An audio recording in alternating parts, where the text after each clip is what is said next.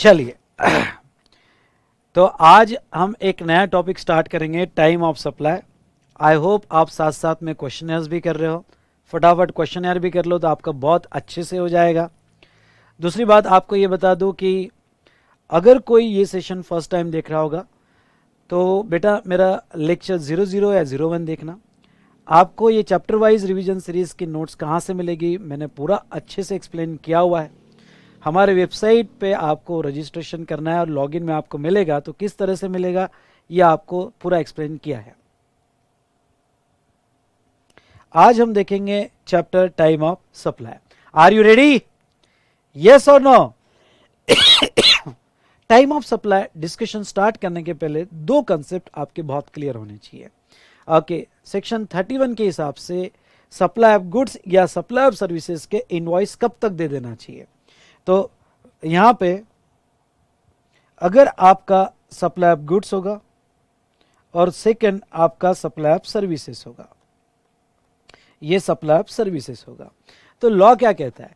Goods के case में you must issue the invoice before और at the time of removal of goods for supply to recipient.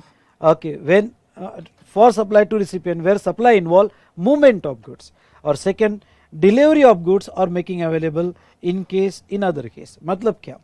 मतलब ये है बेटा, समझ लो ये आपकी फैक्ट्री है, ये आपका वेयर हाउस है, ये आपका वेयर हाउस है। हो सकता है कि अंडर सेम हो या डीडीपी हो, पर अंडर सेम रजिस्ट्रेशन में आ रहा है, डीडीपी नहीं है, सेम स्टेट में है।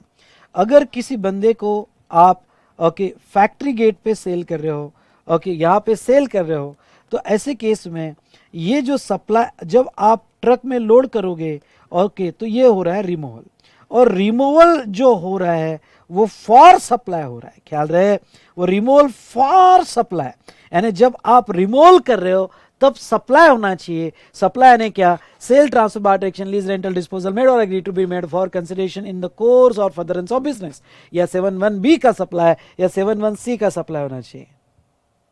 ओके, 71C का सप्लाई होना चाहिए। एक सवाल आया है आपके दिमाग में आ सकता है कि सर क्वेश्चनर, इसके बाद क्वेश्चनर इनफ है क्या? मोर देन इनफ है। आपको कह देता हूं ये और क्वेश्चनर कर लो, दैट्स इनफ, दैट्स इनफ। ठीक है, तो जहां तक देखा जाए, और मैं आपको ये कह दूं कि ये जो रिवीजन हम ले रहे हैं ये अब सीए इंटर के लिए है। पहले 4-5 लेक्चर दोनों कॉमन थे, लेकिन ये रिवीजन अब only CA CMA CS inter students के लिए है।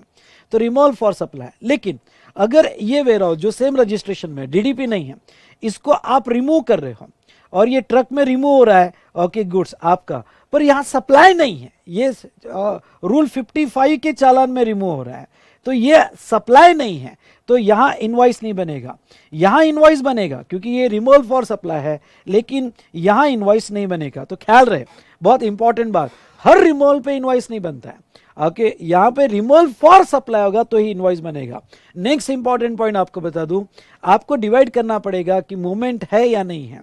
अगर गुड्स में मूवमेंट है तो जब आप रिमूवल फॉर सप्लाई करोगे तो ही उसी वक्त इनवॉइस जनरेट करना पड़ेगा, जिसे हम टैक्स इनवॉइस कहेंगे।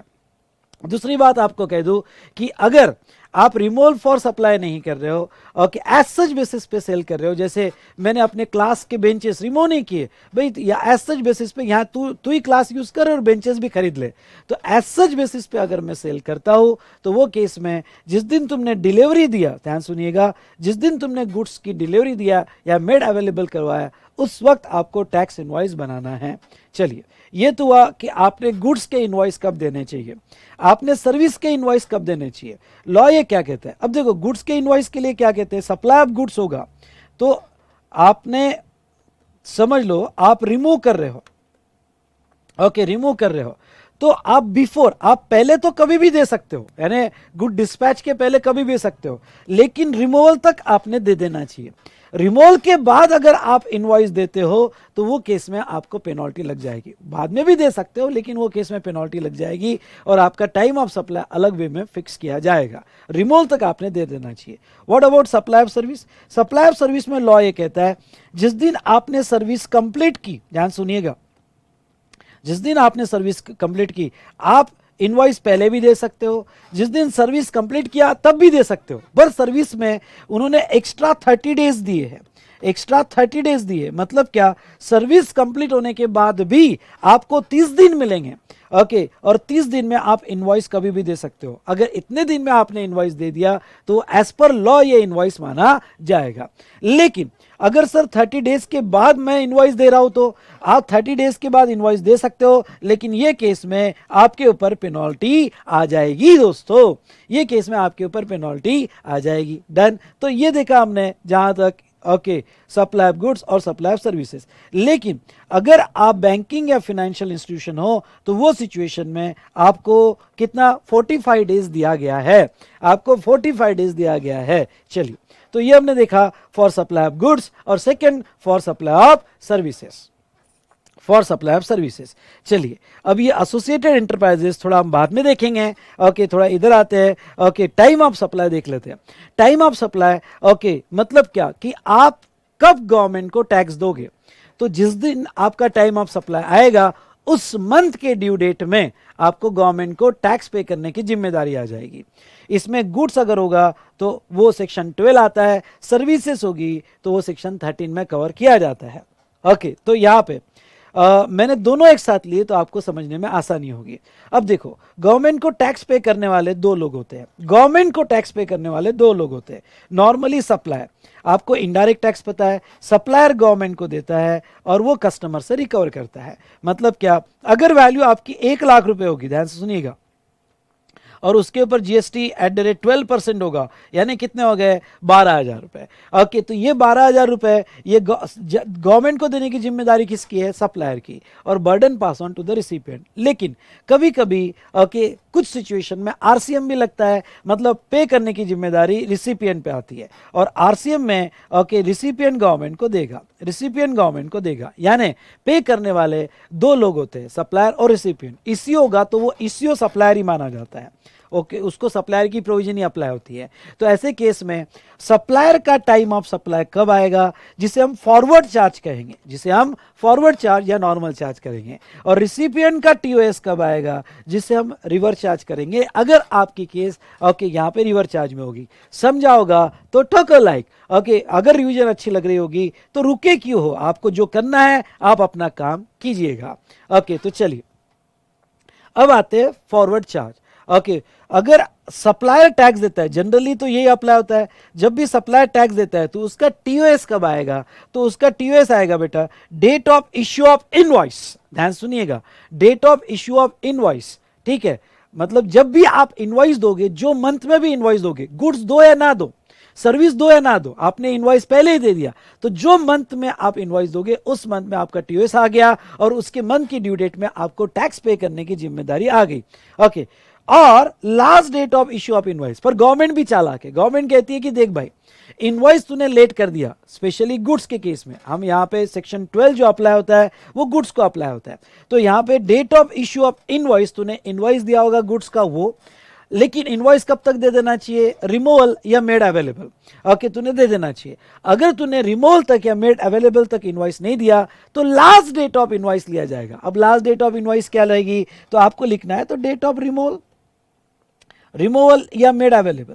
तो आपका time of supply okay removal या मेड अवेलेबल पे ही कंसीडर कर लिया जाएगा। ओके, और उसी दिन टीओएस आ जाएगा, गवर्नमेंट इनवॉइस का वेट नहीं करेगी। ओके, तो विच एवर इज अर्लियर ये आपको लेना है। अब मैं आपको एक बात बता दूं, नोटिफिकेशन 66/2017 ये आपने पढ़ाया होगा, मेरा क्लास किया होगा तो मैंने बहुत अच्छे से पढ़ाया हुआ है, लर्न भी करवाया है, और अगर आपने मेरा क्लास नहीं किया होगा तो आपके फैकल्टी ने आपको पढ़ाया होगा। नोटिफिकेशन 66/2017 क्या कहता है कि गुड्स के केस में रिसिप्ट बेसिस पे टीओएस फिक्स नहीं होगा। ओके, रिसिप्ट बेसिस पे टीओएस फिक्स नहीं होगा, सिर्फ 2 ही पॉइंट पे होगा। इसलिए जब भी आपको प्रॉब्लम आए okay fix the TOS for supply of goods, तो date of issue of invoice या लास्ट डेट मतलब रिमूवल की डेट पे आपको टीएस फिक्स करना पड़ेगा। चलो, ये गुड्स का हो गया। अगर मैं साथ साथ में सर्विसेज का दोनों साथ में लेता हूं तो आपको ये आसानी होगी, पूरा रिकॉल हो जाएगा। और इसके बाद आपको जस्ट क्वेश्चनर वीडियो देखना है जो मैं ऑलरेडी अपलोड कर चुका हूं। अब डिस्क्रिप्शन कॉलम में आपको क्वेश्चनर वीडियो की यहाँ लिंक मिल जाएगी। वो प्लेलिस्ट में आपने लेक्चर 3 में, मैंने शायद लेक्चर 3 में जो भी लेक्चर होगा देख लेना, टाइम ऑफ सप्लाई का लेक्चर मैंने अपलोड कर दिया है। इसके बाद क्वेश्चनर वीडियो देख लो, सिद्दत से देख लो, थोड़ा स्पीड बढ़ा के देख लो, आपका बहुत अच्छे से हो जाएगा। और कुछ क्वेश्चन ऐसे सिलेक्ट करो कि जहां पे वो आप सॉल्व करके देख सको, देखो बड़ा मजा आएगा। अगर ओके यहां पे सर्विस होगी, ध्यान से सुनिएगा, अगर सर्विस होगी तो 3 सिचुएशन है। सिचुएशन ए क्या कहती है? सिचुएशन ए कहती है if invoice issued with in time. अब विद इन टाइम मतलब क्या? सर्विस के केस में आपने इनवॉइस जो है पहले दिया या जिस दिन सर्विस कंप्लीट हुई या 30 दिन में दिया। ओके 30 दिन में दिया मतलब आपने इनवॉइस विद इन टाइम दिया, पहले, ड्यूरिंग और विद इन 30 डेज। तो वो क्या कहते हैं? डेट ऑफ इनवॉइस और date of receipt whichever is earlier. ख्याल रहे सर्विस के केस में एडवांस पे भी टीओएस है, तो आपने जिस दिन इनवॉइस दिया वो या उसके पहले आपने पैसा ले लिया होगा, एडवांस में ले लिया होगा तो आपका TOS to the extent of that advance आ जाएगा। तो ख्याल रहे डेट ऑफ इनवॉइस या date of receipt whichever is earlier. मजा आया होगा तो यस कहिएगा और ठोको लाइक। ओके उसके बाद में नेक्स्ट, और लाइक मेरे लिए नहीं, ओके आपको अगर मजा आता है तो आप इस लाइक से एक्सप्रेस करोगे और बहुत सारे स्टूडेंट्स इसका फायदा लेंगे। ओके तो आप अगर बहुत सारे स्टूडेंट्स को फायदा करवाना चाहते हो इस रिवीजन का तो आपको एक काम करते जाना है। उसके बाद में नेक्स्ट बेटा, if invoice is not issued with in time मतलब क्या? आपने इनवॉइस विद इन 30 डेज या 45 डेज नहीं दिया तो वो कहते हैं date of completion of service या date of receipt whichever is earlier. Okay फिर हम इनवॉइस का रहा नहीं देखेंगे, जिस दिन आपने सर्विस कंप्लीट किया, ख्याल रहे ओके ये लर्न कर लेना, जिस दिन सर्विस कंप्लीट किया या उसके पहले एडवांस मिला होगा तो receipt whichever is earlier आपको उस दिन आपका टीओएस फिक्स किया जाएगा। और if TOS cannot be determine under clause A और बी तो date when receipt shows in the receipt service of when recipient shows receipt of service in his books of account।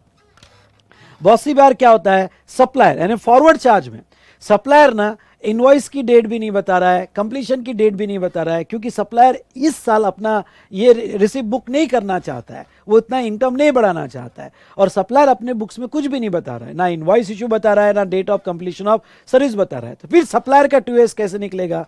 अगर उसके recipient ने अगर उसके रिसिपिएंट ने okay provision कर दी होगी उसके बुक्स में, कभी कभी ऐसा होता है रिसिपिएंट बुक्स में प्रोविजन कर देता है पर सप्लायर नहीं बता रहा है, तो गवर्नमेंट कहती है हमें बेवकूफ मत बना। अगर तेरे रिसिपिएंट में बुक्स में प्रोविजन कर दी होगी तो जिस दिन तेरे रिसिपिएंट ने बुक्स में प्रोविजन कर दी है उस दिन सप्लायर का टीओएस माना जाएगा, यानी रिसिपिएंट के बुक से सप्लायर का टीओएस फिक्स करेंगे और यहाँ पे उस दिन सप्लायर का टीओएस मान के ओके उस पर लायबिलिटी क्रिएट कर देंगे। ये तो हुआ फॉरवर्ड चार्ज। तो बेटा ए बी और सी इसमें 3 सिचुएशन है, ए और बी और सी और 3 सिचुएशन है।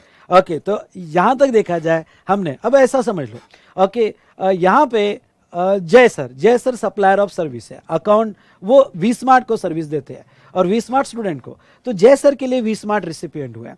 मैंने जय सर को कॉल किया, ये पॉइंट थोड़ा और समझाना चाहूँगा आपको तो और क्लियर होगा। मैंने जय सर को कॉल किया और मैंने कहा जय सर को कि यार जय काम कर कि मुझे 31 के पहले एक्सपेंसेस बुक करना है, इसलिए मैं मेरे बुक्स में तेरी रिसिपिएंट में मेरे बुक्स में तेरी एंट्री एज ए एक्सपेंसेस ये कर रहा हूँ। जय सर ने कहा नहीं सर मुझे ये साल इनकम बुक नहीं करना है, बहुत सारा इनकम हो गया है, मैं नेक्स्ट इसमें इनकम बुक करूँगा, नेक्स्ट ईयर में शिफ्ट कर दो, अभी तो फेस टू फेस बैच चालू हुई है। मैंने कहा नहीं मुझे तो एक्सपेंसेस बुक करना है, मेरा प्रॉफिट ज्यादा हो रहा है। अब जय सर ने अगर यहाँ पे मुझे इनवॉइस नहीं दिया और सर्विस भी कंप्लीट नहीं हुई और उनके बुक्स में नहीं बताया, लेकिन रिसिपिएंट वी स्मार्ट ने अपने बुक्स में उसको बता दिया एज एक्सपेंसेस, तो मेरे बुक्स में एक्सपेंसेस बताने की वजह से जय सर का टीओएस फिक्स हो जाएगा और जय सर पे लायबिलिटी आ जाएगी। दोस्तों चलो आपको बहुत अच्छे से समझ में आ गया होगा। चलिए तो ये देखा था हमने फॉरवर्ड चार्ज, अगर दोनों ये टेबल साथ में पढ़ोगे तो मजा आएगा। और आपने मेरे पास क्लास किया होगा तो मैंने क्लास में ये टेबल आपको बना के दिया था जो मैं अभी रिवाइज कर रहा हूं। चलो ओके मजा आया होगा तो यस टाइप कीजिएगा, वाई टाइप कीजिएगा, या ठीक है। अब अगर लायबिलिटी आरसीएम की होगी, ओके आरसीएम की होगी, आरसीएम गुड्स का होगा या आरसीएम सर्विस का होगा। ओके हाँ जब जब कुछ कोई गुड्स खरीदते हो, जैसे यहाँ पे जहाँ तक देखा जाए तो कैशू नट्स वगैरह ऐसे गुड्स है जो हमारे सिलेबस में नहीं है, अगर वो गुड्स आप एग्रीकल्चर से खरीदते हो तो रिवर चार्ज में रिसिपिएंट को यहाँ पे टैक्स देना पड़ता है। ठीक है, हमने नहीं पढ़ा, पर रिवर चार्ज सिर्फ सर्विस के केस में नहीं आता है, जैसे लॉयर की सर्विस, स्पॉन्सरशिप सर्विस, जीटीए की सर्विस, गुड्स के केस में भी रिवर चार्ज है। कुछ गुड्स ऐसे नोटिफाइड किए हैं लेकिन हमारे सिलेबस में नहीं है। ओके, अगर आपने कोई गुड्स खरीदा और रिसिपिएंट पे लायबिलिटी है तो रिसिपिएंट का टाइम ऑफ सप्लाई कब आएगा? तो उसका टाइम ऑफ सप्लाई आएगा date of receipt of goods. पहला आपने ये लर्न कर लेना और एग्जाम में लिखते जाना। इतने सिंपल प्रॉब्लम है कि ये लर्न करना और एग्जाम में लिखना, और विच एवर इज अर्लियर, ज्यादा कंफ्यूज नहीं। Date of receipt of goods, जब गुड्स रिसीव हुआ वो डेट, या फिर डेट ऑफ पेमेंट, आपने सप्लायर को कब पेमेंट किया, हाँ डेट ऑफ पेमेंट, आपने सप्लायर को कब पेमेंट किया वो डेट, या 31st day from suppliers invoice, 31st day from suppliers invoice. इन तीनों में से विच एवर इज अर्लियर आपको लेना है। मतलब सप्लायर ने इनवॉइस दिया होगा, वहां से 31st डे, इनवॉइस की डेट छोड़कर जो 31st डे आई होगी वो लेना है। इसके लिए थोड़ा प्रैक्टिस करना, क्वेश्चन या उसके प्रॉब्लम सॉल्व करना। ये तीनों डेट में से ओके जो भी डेट अर्लियर होगी, एक बार फिर से मेरे साथ रिवाइज हो जाए, date of receipt of goods, date of payment, आपने जब पेमेंट किया होगा, या फिर 31st day from suppliers invoice, supplier के इनवॉइस की डेट नहीं लेना, वहां से 31st डे लेना, विच एवर इज अर्लियर वो आपको लेना पड़ेगा। और तीनों भी पॉसिबल नहीं हुआ, ए बी सी अगर पॉसिबल नहीं हुआ तो the date of entry in the books of account, अगर आपने अपने बुक्स ऑफ अकाउंट में उसकी प्रोविजन कर दी होगी तो वो टीओएस माना जाएगा रिसिपिएंट ने। मतलब क्या, रिसिपिएंट को गुड्स रिसीव भी नहीं हुआ, रिसिपिएंट ने पेमेंट भी नहीं किया, और सप्लायर का इनवॉइस भी नहीं आया जहां से हम 31st डे निकाल सकें, जहां से हम 31st डे निकाल सके वो भी नहीं आया, लेकिन रिसिपिएंट ने अपने बुक्स में उसकी प्रोविजन कर दी है 31 मार्च को लायबिलिटी की, तो फिर अगर प्रोविजन कर दी होगी ओके तो वो केस में वो डेट टीओएस मानी जाएगी, और रिवर चार्ज में रिसिपिएंट को उस मंथ के ड्यू डेट में टैक्स देना पड़ेगा। यस बेटा, ये इंटर स्टूडेंट के लिए ही क्लास है, ये इंटर के लिए ही क्लास है, ठीक है, this is only for inter student. ठीक है, ये तो था regarding to supply of goods. उसके बाद में supply of services, supply of services reverse charge है, मैंने जीटीए सर्विस ली। ओके, आपको याद होगा तो ट्रांसपोर्ट सेक्टर, मतलब ट्रक का एक्सीडेंट हो गया, ओके मोटर व्हीकल, उसके बाद में नेक्स्ट जो है legal service sector, government sector, construction sector, हमने ऐसे बहुत सारे सेक्टर देखे थे, और मैंने सर्विस ली रिवर चार्ज में, तो लायबिलिटी मेरे पे आता है। ओके, लायबिलिटी सिर्फ मेरे पे आती है, तो अगर लायबिलिटी मेरे पे आती है तो वो सिचुएशन में मेरा टीओएस कब आएगा? तो डेट ऑफ पेमेंट, ख्याल रहे जिस दिन मैं पे करूंगा, या 61th day from suppliers invoice which is earlier. दोनों में डिफरेंस क्या है, यहाँ date of receipt of goods एक ज्यादा है, अदरवाइज बाकी बी और सी और ये मैच हो जाते हैं। ओके, यहाँ एक एक्स्ट्रा क्यों है गुड्स के केस में, क्योंकि गुड्स टेंजिबल है, दिखता है कब रिसीव हुआ, इसलिए वो इवेंट लिया है, लेकिन सर्विस इनटेंजिबल है, इसलिए सर्विस में दो ही देखना है, बहुत सिंपल, सर्विस में दो ही देखना है। अगर मैंने जीटीए सर्विस ली होगी तो मैंने जो ट्रांसपोर्टर को जब पेमेंट किया होगा, या ट्रांसपोर्टर के इनवॉइस से 61th डे, दोनों डेट आपको लिख लेना है, और okay which ever is earlier वो आपका टीओएस होगा। और ये आपका ए और बी दोनों भी पॉसिबल नहीं है, ए और बी दोनों भी पॉसिबल नहीं है, तो जिस दिन मैंने प्रोविजन की होगी मेरे बुक्स में वो लिया जाएगा। आई रिपीट, जिस दिन मैंने प्रोविजन की होगी मेरे बुक्स में वो डेट कंसीडर की जाएगी। हमारा बहुत अच्छे से रिवाइज हो गया। चलो ओके, यहाँ पे अब इसके बाद अगर आप क्वेश्चन सॉल्व करोगे ओके तो आपको बहुत फायदा होगा। फिर से कह दो, ये सारे रिवीजन चार्ट्स इस वीडियो के डिस्क्रिप्शन में जो टेलीग्राम लिंक दी है उस मोबाइल से ज्वाइन करो। ओके, आपको ये रिवीजन चार्ट्स मिल जाएंगे, अगर उसमें नहीं होगे तो आपके लॉगिन में भी आपको मिल जाएंगे। ओके, अब लॉगिन कैसे आपको करना है तो उसके लिए मेरा लेक्चर 0100 देखिए। ओके, उसमें मैंने पूरा आपको बताया हुआ है। नाउ अब ये जो है payment up to ₹1000 in excess, ये कंसेप्ट को समझ लो। कभी कभी क्या होता है, सप्लायर नहीं मांगता है लेकिन मैं एक्सेस पेमेंट कर देता हूं। एग्जांपल लो, सप्लायर है Idea company, okay, what an Idea sir ji. Okay, Idea company service दे रही है, कम्युनिकेशन सर्विसेज। ओके, और मेरे को सर्विसेज दे रही है। आइडिया का इनवॉइस आ गया, और ये जो इनवॉइस आया आइडिया का, ओके, बिल हुआ, ओके, यहाँ पे 1555 ये बिल हुआ और इनवॉइस आ गया, जिसके ऊपर जीएसटी भी लग के आया 1555 पे। ओके, जीएसटी भी लग कर आया। अब ध्यान से सुनिएगा, मैंने अपने क्रेडिट कार्ड से लमसम आइडिया कंपनी को 2000 रुपये दे दिए। अब देखो, आइडिया कंपनी ने तो 2000 नहीं मांगे थे, लेकिन इनवॉइस में ओके 1555 मांगे थे। ओके, पर मैंने 2000 लमसम दे दिए, तो आइडिया कंपनी को एक्सेस मिल गया। कितना एक्सेस मिल गया? तो 4 ओके यहाँ पे 445 रुपीज़ आइडिया कंपनी को एक्सेस आ गया। ओके, जो आइडिया कंपनी अपने बुक्स में एडवांस बताएगी, अपने बुक्स में एडवांस बताएगी। अब देखो, गुड्स होगा तो एडवांस पे तो जीएसटी नहीं आता है, लेकिन सर्विस होगा तो सर्विस के केस में अगर आपको 1 रुपए का भी एडवांस मिल जाता है तो एडवांस पे भी आपको जीएसटी देना पड़ता है। सुनिए, आपको एडवांस पे भी जीएसटी देना पड़ता है। ओके, लो कर लो बात। अब यहाँ पे क्या होगा? यहाँ पे उसको जो 445 रुपए का एडवांस आया, ओके, वो एडवांस पे जीएसटी देना पड़ेगा। और आइडिया कंपनी क्या करेगी? ये 445 रुपए आपका जो नेक्स्ट इनवॉइस होगा, जब दूसरा इनवॉइस बना, समझ लो दूसरा इनवॉइस 1000 का ही बना, तो उसमें 445 रुपए एडजस्ट कर देगी, और बाकी का पैसे आपसे मांगेगी क्योंकि एडवांस पड़ा हुआ है। लेकिन आइडिया कंपनी को ये सारा एंट्री मेंटेन करने को और उसके जीएसटी रिकॉर्ड्स मेंटेन करने को ओके बहुत तकलीफ जाती है।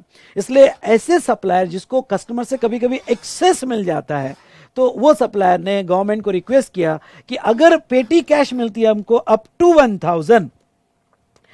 1000 छोटी कैश मिलती है, तो हमें एडवांस पे प्लीज टैक्स ना लगाए। ओके, जो भी अमाउंट मिला तो जब हम नेक्स्ट बिल में एडजस्ट करेंगे उसी वक्त उसका जीएसटी देंगे।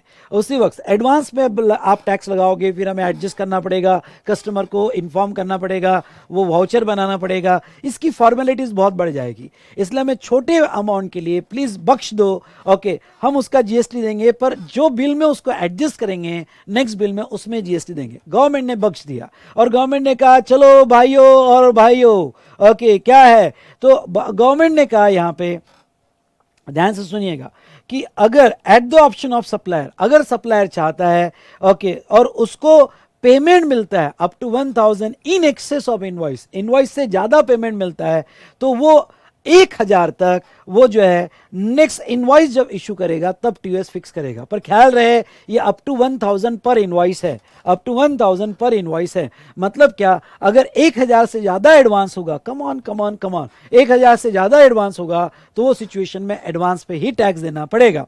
1000 या उससे कम होगा तो वो नेक्स्ट इनवॉइस में इसका टीओएस ओके फिक्स कर सकता है। समझा होगा तो ठोको लाइक। ओके, मजा आया। उसके बाद में वाउचर्स। भाई ये वाउचर्स क्या होते हैं? आपने ये वाउचर्स देखे होंगे। एक तो होता है वाउचर, डिस्काउंट वाउचर, भाई डिस्काउंट दे दो, डिस्काउंट वाउचर्स होते हैं। और एक वाउचर्स होते हैं कि आप ओके आपने हमारे यहाँ माल खरीदा है, चलो ये वाउचर लो, ये आप अगली बार ये गुड्स आपको फ्री मिल जाएगा। ओके, या तो ये गुड्स के और सर्विस के वाउचर, लॉन्च के वाउचर मिल गए, कोई ओके सलून सर्विस के वाउचर मिल गए। ओके, तो जहां को डिस्काउंट नहीं दिया जा रहा है, जहां आपको वादा किया जा रहा है कि हम कोई गुड्स देंगे या सर्विसेज देंगे, तो ऐसे जो वाउचर इशू करता है जिसमें गुड्स और सर्विस देने का वादा करता है, वो वाउचर पे जीएसटी आता है,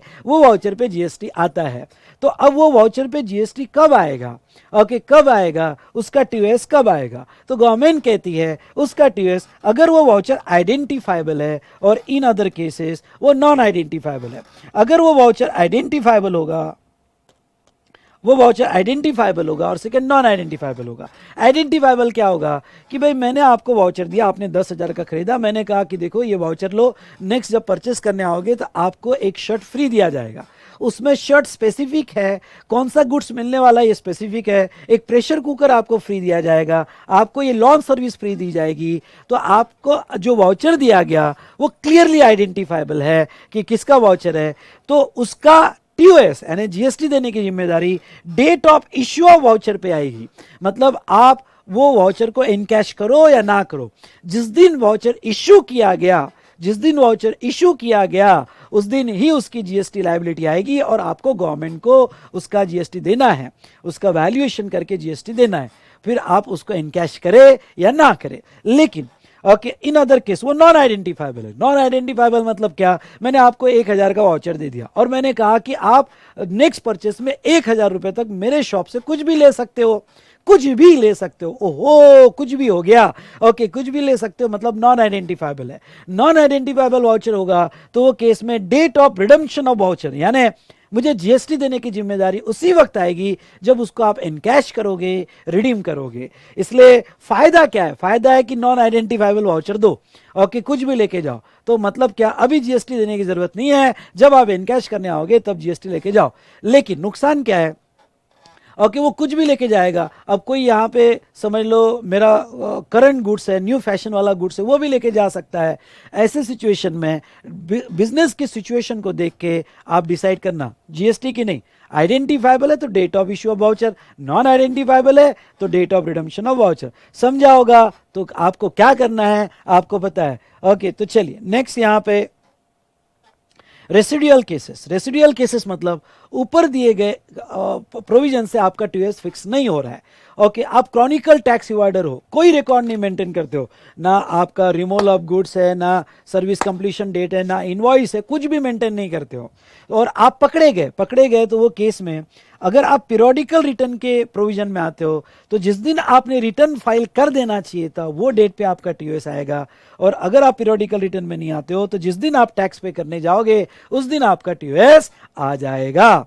उसके बाद में नेक्स्ट बेटा, नेक्स्ट है इंटरेस्ट लेट फी पेनल्टी। मैंने आपको वैल्यू ऑफ सप्लाई चैप्टर में बताया था, इन डिले पेमेंट ऑफ कंसिडरेशन, जिसका इंटरेस्ट लेट फी और पेनल्टी अगर आपको मिलता है तो उसके ऊपर जीएसटी आता है और वो वैल्यू में ऐड होता है। पर जीएसटी कब आता है, जब ये अमाउंट मिलेगी, हाँ, जो मंथ में या क्वार्टर में ये एडिशनल अमाउंट मिलेगी उस मंथ या क्वार्टर में आपके अगेंस्ट में जीएसटी आता है। चलिए, तो ये हमने प्रोविजन देख लिया। अब ख्याल रहे कि ये वाउचर वाला, रेसिडुअल केस वाला या इंटरेस्ट वाला, कि ये दोनों के लिए सेम है। आपने सप्लाई ऑफ गुड्स किया हो या सप्लाई ऑफ सर्विस किया, उसका वाउचर होगा, या इंटरेस्ट, दोनों में से किसी क्या होगा for delay payment of consideration. दोनों केस में बेटा जहां तक देखा जाए जो मंथ या क्वार्टर में इंटरेस्ट मिलेगा उस मंथ या क्वार्टर में टीओएस आएगा। अब यहां पे दो वर्ड पे आपका ध्यान लाना चाहूंगा, डेट ऑफ पेमेंट रिसीव्ड और date of payment made. Okay, अगर आप फॉरवर्ड चार्ज में हो तो कभी कभी जिस दिन पैसा रिसीव हो गया, पहले रिसीव होगा, उस पे टीओएस आता है, और आप रिवर्स चार्ज में हो तो डेट ऑफ पेमेंट पे भी टीओएस आता है।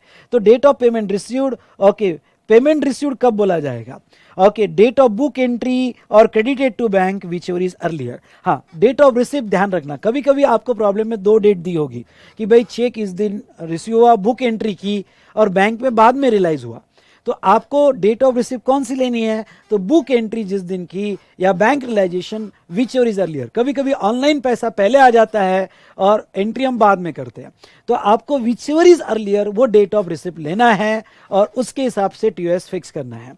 और सेकंड, आरसीएम, आरसीएम में date of payment word use किया है। डेट ऑफ पेमेंट जो हम सप्लायर को देते हैं, तो जिस दिन आपने बुक एंट्री की या बैंक को डेबिट हुआ, यहां क्रेडिट नहीं, बैंक को डेबिट हुआ क्योंकि पेमेंट कर रहे हो, तो विच एवर इज अर्लियर ये आपको लेना है और उसके हिसाब से रिसिप्ट की डेट फिक्स करनी है। तो ये जो डेट ऑफ रिसिप्ट किस दिन मानी जाएगी, ओके, तो इसलिए जब टीओएस फिक्स करते हो, और प्रॉब्लम में आपको 3 दिया है, date of issue of invoice, date of book entry और डेट ऑफ बैंक क्रेडिट, तो आपको सिंपल तीनों डेट लिख लेना है और विच एवर इज अर्लियर, बात खत्म। आपको ये केस में भी date of payment book entry दी है, डेबिटेड टू बैंक दिया है और 61th डे फ्रॉम सप्लाई से इनवॉइस लेना है, विच एवर इज अर्लियर उसके ऊपर टीओएस फिक्स कर देना है। ये हमने देखा। उसके बाद में नेक्स्ट आपको बता दूं, एसोसिएटेड एंटरप्राइजेस, मतलब आपकी एक एंटरप्राइजेस है जो इंडिया के बाहर रहती है, मतलब supplier of service located outside India, और आपने सर्विस इंपोर्ट की होगी, ओके, और रिसिपिएंट ने सर्विस, आपकी एसोसिएटेड ब्रांच है, सप्लायर बाहर है, आप इंडिया में हो, तो आपका time of supply, okay, date of book entry या फिर date of payment whichever is earlier लिया जाएगा। हाँ, ये स्पेसिफिक केस है एसोसिएटेड एंटरप्राइजेस की, यहाँ 61th डे नहीं लिया जाता है। जब भी आप बाहर से सर्विस लेते हो, कम ऑन, बाहर से आप सर्विस लेते हो, वो इंपोर्ट सर्विस कही जाती है, और वो इंपोर्ट सर्विस में रिवर्स चार्ज में लायबिलिटी, ये आरसीएम लगता है यहाँ पे, रिवर्स चार्ज में लायबिलिटी रिसिपिएंट पे आती है। पर हम रिवर्स चार्ज में क्या देखें, डेट ऑफ पेमेंट और 61th डे, ये प्रोविजन यहां अप्लाई नहीं होगी। एसोसिएट एंटरप्राइजेस केस में डेट ऑफ बुक एंट्री और date of payment whichever is earlier ये अप्लाई होगा। और इस तरह से हमारा ये चैप्टर टाइम ऑफ सप्लाई खत्म होता है। मजा आया होगा आपको, यस और नो?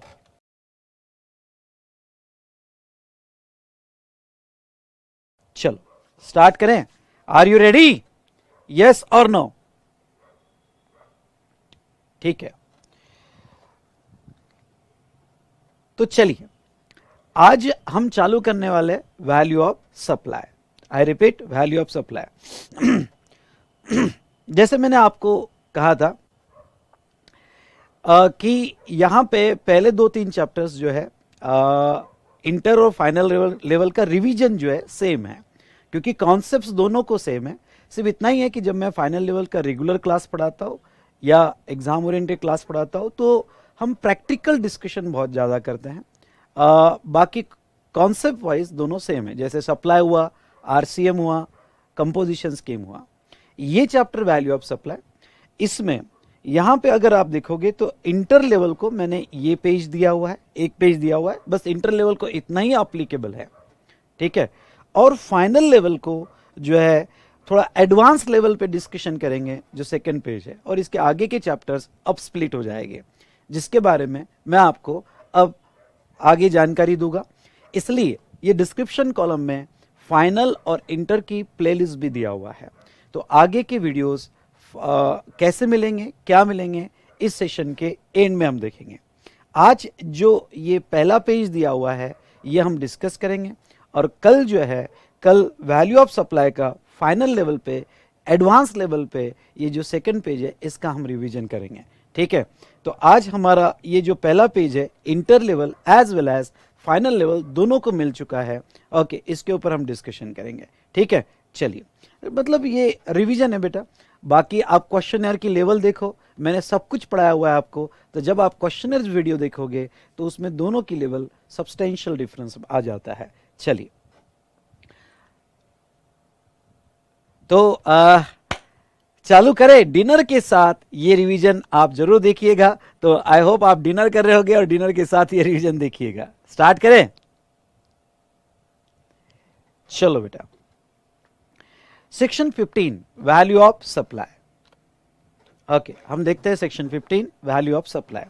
सबसे ये सेक्शन 15 3 पार्ट में डिवाइड होता है, सेक्शन 15(1), सेक्शन 15(2) और सेक्शन 15(3), ठीक है। सेक्शन 15(1) जो है यहां पे जहां तक है टैक्सेबल सप्लाई ऑफ गुड्स हो या सर्विस हो, वैल्यू जो होगी आपकी ट्रांजैक्शन वैल्यू होगी। I repeat, transaction value. भाई ट्रांजैक्शन वैल्यू यानी क्या? प्राइस एक्चुअली पेड और payable for supply of goods और सर्विसेज। तो ये एक वर्ड बड़ा इंपॉर्टेंट है, एक्चुअल प्राइस। मतलब क्या? मतलब यहां पे अगर आप दिन में 10 लोगों को सप्लाई कर रहे हो, सप्लाई ऑफ गुड्स और सप्लाई ऑफ सर्विसेज, तो अगर फर्स्ट को आपने 50 रुपीज में दिया, सेकंड वाले को आपने 80 रुपीज में दिया, whatever your actual price. तो पहले केस में अगर आपका 50 रुपीज होगा तो उस 50 रुपीज पे जीएसटी आएगा, सेकंड केस में आपका 80 रुपीज होगा तो 80 रुपीज पे जीएसटी आएगा, थर्ड केस में अगर यहाँ 100 रुपीज में सेल किया तो 100 पे आएगा। तो जो भी एक्चुअल प्राइस होगी उस पर ही जीएसटी लगाया जाएगा। चलिए, बहुत अच्छी बात है। ओके, एक्चुअल प्राइस पेड और पेएबल, यानी कैश सेल होगा तो पेड या क्रेडिट सेल होगा तो पेएबल। ओके, पर इसकी 2 कंडीशन है। गवर्नमेंट कहती है कि हम एक्चुअल प्राइस पे ही जीएसटी लेंगे, वॉट रेट में भी, कम ज्यादा जो भी हो, लेकिन हमारी 2 शर्तें हैं। क्या? जिसको भी आपने ये प्राइस चार्ज किया है गुड्स और सर्विसेज या बोथ का, और कि वो रिलेटेड पार्टी नहीं होनी चाहिए। अगर वो रिलेटेड होगा तो फिर हम एक्चुअल प्राइस पे जीएसटी नहीं लेंगे। तो वो सिचुएशन में आपका जीएसटी जो है कौन से प्राइस पे लिया जाएगा, तो उसके लिए रूल्स अप्लीकेबल है, और रूल्स फाइनल लेवल को ही अप्लीकेबल है, ठीक है। तो यहां पे 2 कंडीशन है। कौन सी 2 condition? They are not related and price is sole consideration. I repeat, they are not related and price is sole consideration. ठीक है। अब यहां दो रिलेटेड यानी क्या, तो रिलेटेड की डेफिनेशन हमने सप्लाई चार्ट में पढ़ी थी। ओके, रिलेटेड मतलब क्या, तो फटाफट मैं आपको रिवाइज करवा दूं। रिलेटेड मतलब common directors officers legally recognise as a partner, मतलब सप्लायर और recipient legally recognise as a partner, कई पार्टनर हो गए। नाउ एम्प्लॉयर और एम्प्लॉय रिलेशनशिप या any third person holding more than 25% stake in both of them, यानी supplier recipient में दोनों कंपनी में और या दोनों एंटिटी में किसी तीसरे का 25% से ज्यादा स्टेक है। One control the other, both control by third person, together they controlling third person और member of same family. Family की डेफिनेशन हमने देखा था कि स्पाउस और चिल्ड्रन ये ऑलवेज रिलेटेड माने जाएंगे। ब्रदर सिस्टर पेरेंट्स ये रिलेटेड तभी माने जाएंगे अगर वो डिपेंडेंट हो गया।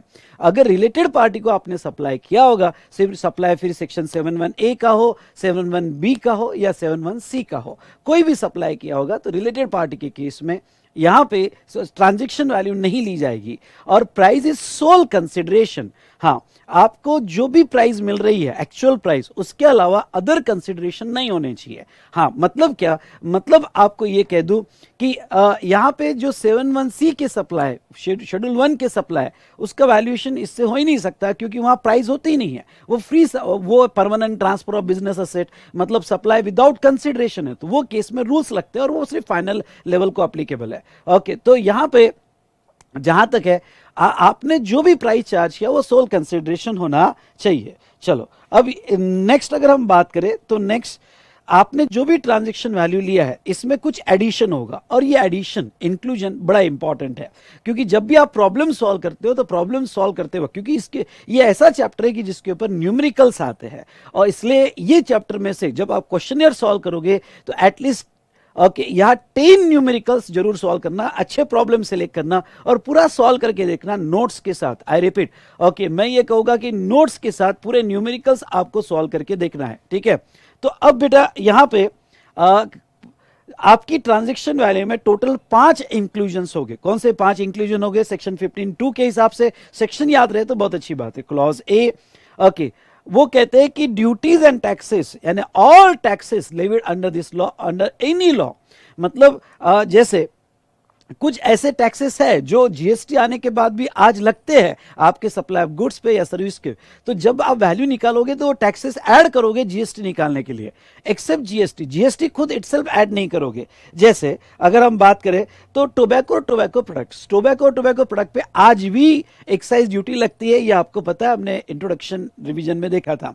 तो अगर समझ लो कोई टोबैको प्रोडक्ट सेल कर रहा है, उसके ऊपर एक्साइज ड्यूटी लग रही है। Basic price, let's assume that कि यहां पे बेसिक प्राइस 1 लाख रुपए है, बेसिक प्राइस 1 लाख रुपए है जी, उसके ऊपर एक्साइज ड्यूटी लगी और एक्साइज ड्यूटी 30,000 है, तो टोटल कितना हुआ? 1,30,000। तो जीएसटी कितने पे लगेगा? तो जीएसटी 1,30,000 पे लगेगा। Is it clear? यानी जो भी टैक्सेस, एंटरटेनमेंट टैक्स जो लोकल बॉडी का हो, या म्युनिसिपल टैक्सेस हो, या फिर एक्साइज ड्यूटी हो, जो भी टैक्सेस अंडर एनी लॉ लग रहा है तो आपको वो वैल्यू में ऐड कर देना पड़ेगा। आई रिपीट, वो वैल्यू में आपको ऐड कर देना पड़ेगा। I hope you understood. Okay, except GST, तो ये टैक्सेस आपको ऐड करने हैं जो भी एक्स्ट्रा लगाया है फॉर वैल्यूएशन पर्पसेस। उसके बाद में नेक्स्ट वो कहते हैं क्या? Third party payment. ये थर्ड पार्टी पेमेंट मेरा वर्ड है, एक्चुअली वर्ड ऐसे, any payment incurred by recipient for which supplier is liable to pay. मतलब क्या? कोई ऐसे चार्जेस है जो सप्लायर ने जिम्मेदारी ली है लेकिन रिसिपिएंट ने इंकर्ड किया है, तो वो चार्जेस सप्लायर जब इनवॉइस बनाएगा तो वो इनवॉइस में ऐड करेगा, what ever incurred by recipient. इसके 2 एग्जांपल फटाफट मैं यहां लेना चाहूंगा। पहले तो फ्रेट चार्जेस। भाई मेरा कस्टमर है, उसने मेरी शॉप है, ट्रेडिंग की शॉप, और उसने मुझे यहां पे रेफ्रिजरेटर का ऑर्डर दिया। मैंने कहा कोई प्रॉब्लम नहीं है, तो मैं रेफ्रिजरेटर आपके घर तक पहुंचा के दूंगा, मतलब मैं ट्रांसपोर्टेशन एट योर गेट करूंगा।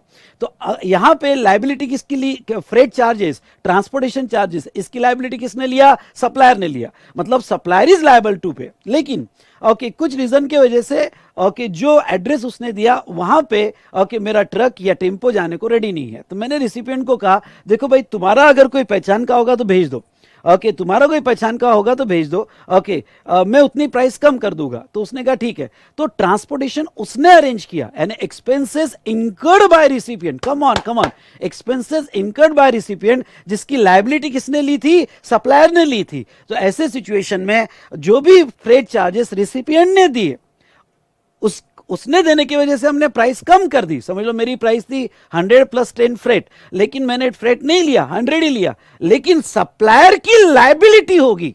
ये बहुत इंपॉर्टेंट है, जब भी आप केस स्टडी या प्रॉब्लम सॉल्व करोगे तो ये जरूर देखना कि सप्लायर इज लायबल टू पे, सप्लायर की लायबिलिटी होगी और इनकर्ड बाय रिसिपिएंट, तो वो सिचुएशन में ऐड किया जाएगा सप्लायर को। इवन दो रिसिपिएंट ने पेमेंट किया पर वो अपने वैल्यू में ऐड कर देना पड़ेगा। डन बेटा। उसके बाद में जहां तक देखा जाए, कमन कमन कमन यहां पे सभी देखिएगा, तो ये सप्लायर को थर्ड पार्टी पेमेंट के चार्जेस ऐड कर देना है। उसके बाद में एक दूसरा एग्जांपल फ्रेट का ही लेता हूं। समझ लो सप्लायर ने एक्स फैक्ट्री या एक्स शॉप सेल किया। मतलब क्या? मतलब यहां कि भाई मेरे फैक्ट्री से तू लेके जा, ट्रांसपोर्टेशन मैं नहीं अरेंज करूंगा, तुझे आना पड़ेगा, मेरे फैक्ट्री से माल उठाना पड़ेगा। तो यहां पे supplier is not liable to pay, क्योंकि वो लायबिलिटी नहीं ले रहा है। तो ऐसे केस में कस्टमर को जो फ्रेट चार्जेस लगे वो वैल्यू में ऐड नहीं होंगे। ऐड तभी होंगे फिर वो फ्रेट चार्जेस हो, इंस्पेक्शन चार्जेस हो, यहां पे कमीशन हो, व्हाटएवर इट में भी, अगर सप्लायर ने लायबिलिटी ली होगी तो वही वैल्यू में ऐड किया जाएगा। फिर वारंटी चार्जेस हो, तो जहां तक देखा जाए मैंने कुछ एग्जांपल लिया, ये एग्जांपल आप पढ़ सकते हो। ओके, पर दो पॉइंट बड़े इंपॉर्टेंट है। चलिए ओके, इसके बाद में हम देखेंगे incidental expenses. Come on come on come on, कौन सा? Incidental expenses. बहुत से बार सप्लायर जो है यहां पे सब सेल करता है, तो सेल करता है तो कुछ एक्स्ट्रा चार्जेस लगाता है। भाई एक्स्ट्रा चार्जेस कौन से? पैकिंग हो गया, कमीशन हो गया, बिल में एक्स्ट्रा लगाता है, packing charges extra, commission charges extra, या फिर कभी कभी यहाँ पे labelling, designing charges, royalty, warranty, insurance charges, धर्मदा, धर्मदा मतलब वो धर्म के नाम पे चैरिटी के लिए कुछ चार्जेस लगाता है, weighment charges, loading unloading charges, freight, erection, installation, pre delivery inspection, जो सेलर एक्स्ट्रा लगाता है। तो ऐसे सिचुएशन में कोई भी चार्जेस ओके सप्लायर एक्स्ट्रा लगा रहा है, तो देखो एनी इंसिडेंटल एक्सपेंसेस, ये बहुत इंपॉर्टेंट है। Any incidental expenses charge by supplier and any amount charge for anything done by supplier eight the time, ये बहुत इंपॉर्टेंट है, eight the time of supply और बिफोर डिलीवरी ऑफ गुड्स और services, तो वो ऐड किए जाएंगे। मतलब सप्लाई करते वक्त या डिलीवरी देने के पहले बिल में कोई भी एक्स्ट्रा चार्जेस लगाए गए, कोई भी एक्स्ट्रा चार्जेस लगाए गए, ठीक है, तो कोई भी एक्स्ट्रा चार्जेस लगाए गए तो वो भी ऐड किए जाएंगे। अब दो वर्ड पे आपका ध्यान लाना चाहूंगा, कोई इंसिडेंटल टू सप्लाई होना चाहिए। मतलब क्या? आपने सप्लाई किया और उससे रिलेटेड आपने labelling charges, packing charges, commission charges, insurance charges लगाए, तो वो वैल्यू में ऐड हो गए। और दूसरा मैं आपको ये कहना चाहूंगा, for anything done by the supplier. ये anything done by the supplier का मतलब क्या है? समझ लो मैं कोई प्रोडक्ट आपको सेल कर रहा हूं, आपने कहा नहीं नहीं सर दिवाली है, मुझे गिफ्ट पैकिंग करके दो। तो मैंने कहा देखो गिफ्ट पैकिंग करके, तो गिफ्ट पैकिंग के एक्स्ट्रा लगेंगे 50 रुपए। तो अब देखो मैं नॉर्मली गिफ्ट पैकिंग नहीं देता हूं, पर आपने कहा और आपने आपके कहने पे मैंने किया। Anything done by the supplier, come on, anything done by the supplier.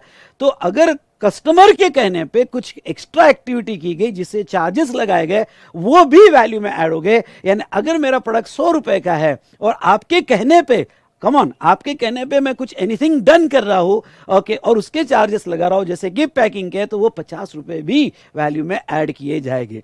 तो ये बहुत सारे एक्सपेंसेस दिए, इसलिए जब भी आप प्रॉब्लम सॉल्व करोगे तो प्रॉब्लम सॉल्व करते वक्त ये बहुत इंपॉर्टेंट है कि आप जो ऐड कर रहे हो वो 15(2)B का है या 15(2)C का है।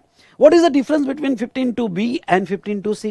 15(2)B की अगर हम बात करें तो वो सप्लायर नहीं लगा रहा है, सप्लायर की जस्ट लायबिलिटी थी इनकर्ड बाय रिसिपिएंट। मतलब क्या? मतलब ये कि सप्लायर ने कहा था भाई ये चीजें, ये एक्टिविटी मैं करके दूंगा ओके, यहां पे आपको ट्रांसपोर्ट करके दूंगा, यहां कोई भी ऐसे एक्टिविटी जो मेरे सप्लाई के लिए जरूरी है वो मैं करके दूंगा। लायबिलिटी सप्लायर की थी पर खर्चा रिसिपिएंट ने कर दिया, तो सप्लायर को अपने वैल्यू में ऐड करना बहुत जरूरी है। लेकिन ये केस में रिसिपिएंट कुछ अपने जेब से नहीं कर रहा है ओके, यहां पे रिसिपिएंट सप्लायर खुद ही इनवॉइस में एक्स्ट्रा लगा रहा है। तो ख्याल रहे, यहां रिसिपिएंट आउट ऑफ पॉकेट कर रहा है, तो यहां पर रिसिपिएंट खुद एक्स्ट्रा लगा रहा है, तो सप्लायर एक्स्ट्रा लगा रहा है। तो सप्लायर ने अपने इनवॉइस में in relation to supply before और at the time of supply जो भी एक्स्ट्रा लगाएगा वो वैल्यू में ऐड होगा। सर बहुत सी बार ऐसा होता है कि हम डिलीवरी देते थे गुड्स की या सर्विस देते हैं, बाद में हम वारंटी चार्जेस लगाते, सप्लाई होने के बाद हम चार्जेस लगाते। अगर आप सप्लाई होने के बाद चार्जेस लगा रहे हो दोस्तों, तो वो केस में वो फिर वैल्यू में नहीं ऐड होता है, उसके लिए सेपरेट डेबिट नोट इश्यू करनी पड़ती है और वो डेबिट नोट में जीएसटी कलेक्ट किया जाता है। चलिए वेरी गुड, अब आगे बढ़ते हैं। ये हमने देखा रिगार्डिंग टू इंसिडेंटल एक्सपेंसेस, ये समझा क्या? अगर समझा होगा तो यस कहिएगा और आपको क्या करना है, ठोको लाइक। ओके, मेरी रिवीजन अगर आपको अच्छी लग रही है ओके तो बस आप अपना काम करते रहो, मैं आपका पूरा सब्जेक्ट रिवाइज करते रहूंगा और इस बार 80 बार जीएसटी आपके लिए one of the interesting subject बन के ही रहेगा और आपका कॉन्फिडेंस भी बूस्ट करेगा। तो चलिए दोस्तों, उसके बाद में हम देखते हैं next D, interest, late fee और penalty for delay payment of consideration. ध्यान से सुनिएगा, for delay payment of consideration ये क्या है? ठीक है, डिले पेमेंट ऑफ कंसिडरेशन, तो इसमें हम दो पार्ट देखेंगे, इंटरेस्ट, लेट फी और पेनल्टी।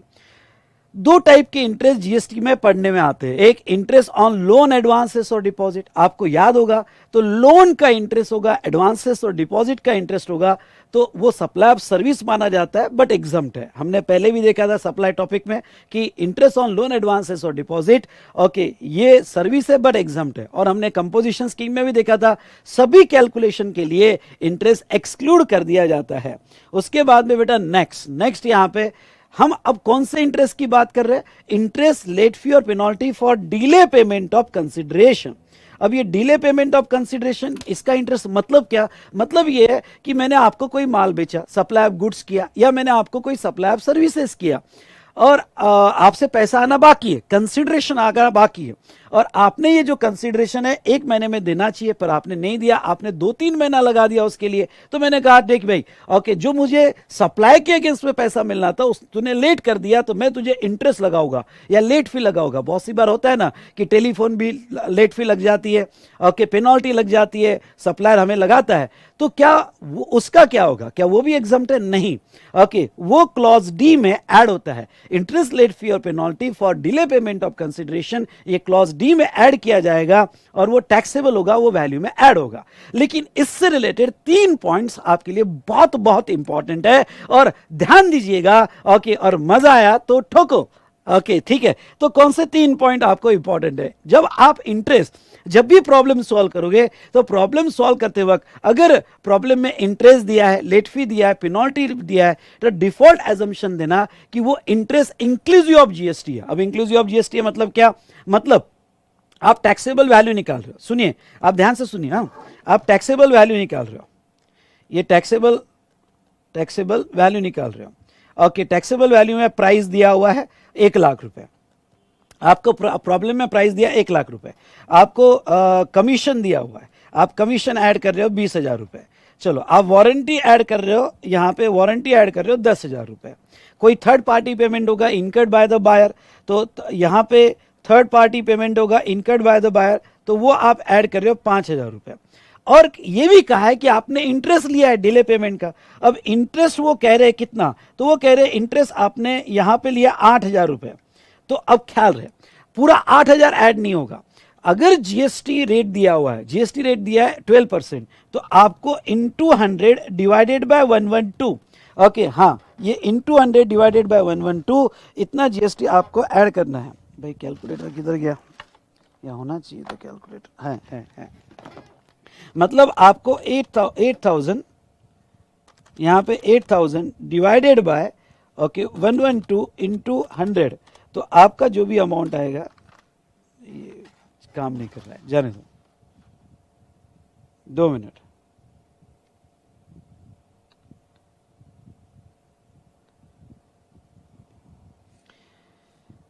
$8,000 डिवाइडेड बाय 112 इंटू 100, तो आपका जो आएगा 7142, करेक्ट, वेरी गुड। तो आपको 7142 ऐड करना है। सर क्या ये इंटरेस्ट के लिए लेना है क्या? नहीं, इंटरेस्ट होगा, लेट फी भी इंक्लूसिव होगा, एज वेल एज पेनल्टी भी इंक्लूसिव माना जाएगा। तो चलो एक इंपॉर्टेंट पॉइंट था क्या कि जब भी आप वैल्यू में लोगे तो नॉर्मली इंटरेस्ट, लेट फी और पेनल्टी भी consider as inclusive of GST. तो आपको जीएसटी निकाल के वैल्यू में ऐड करना पड़ेगा। दूसरा, इंटरेस्ट, लेट फी और पेनल्टी का टाइम ऑफ सप्लाई कब आएगा? तो अगर आप सेक्शन 12(6) या 13(6) पढ़ते हो तो उसका टाइम ऑफ सप्लाई आएगा in a month when such amount is actually received. यानी आपको प्रॉब्लम में ये नोट डालना है कि भाई इंटरेस्ट हम वैल्यू में ऐड कर रहे हैं, उसके ऊपर जीएसटी निकाल रहे हैं, लेकिन नॉर्मली इंटरेस्ट, लेट फी और पेनल्टी का जीएसटी उस मंथ में पे करना पड़ता है जिस मंथ में आपको इंटरेस्ट, लेट फी और पेनल्टी मिल रही है। ठीक है, और उसके बाद में जहां तक देखा जाए रेट, सर इस अगर इंटरेस्ट पे हम उस मंथ में जीएसटी निकाल रहे हैं जो मंथ में हमें ये मिल रहा है, तो रेट क्या होगे? रेट ओरिजिनल इनवॉइस के बेस पे। अगर original invoice supply of goods का है तो जो भी गुड्स का रेट होगा वो, original invoice supply of service का है तो जो भी सर्विस का रेट होगा वही रेट से आपका इंटरेस्ट का जीएसटी निकाला जाएगा। तो चलो सर ये तो बात हमें बहुत अच्छे समझ में आ गया। ओके, नेक्स्ट अब हम लास्ट क्लॉज ई की बात करते हैं और वो है सब्सिडी।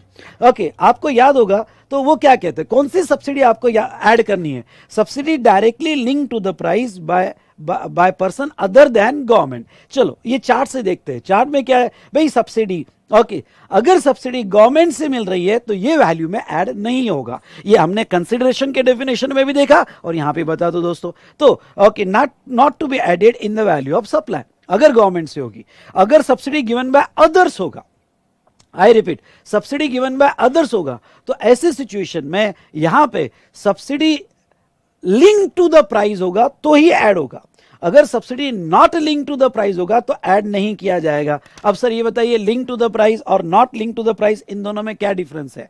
ओके, तो आपको ये बता दूं कि दोनों में बेटा यहां पे ये डिफरेंस है कि जैसे एक लमसम सब्सिडी मिलती है, भाई आप अच्छा काम कर रहे हो, लो यहाँ पे 2 लाख रुपए। अगर लमसम सब्सिडी होगी जो आपके प्रोडक्ट के प्राइस से कनेक्टेड नहीं है या सर्विस के प्राइस से कनेक्टेड नहीं है तो वो वैल्यू में ऐड नहीं होगा। पर कभी कभी सब्सिडी ऐसी है, भाई आपके प्रोडक्ट की प्राइस कितनी है? 100, चलो 100 में से 20 रुपीज हमारा, यानी पर जब भी एक प्रोडक्ट सेल करोगे तो 80 आपका, 20 हम सब्सिडी देंगे।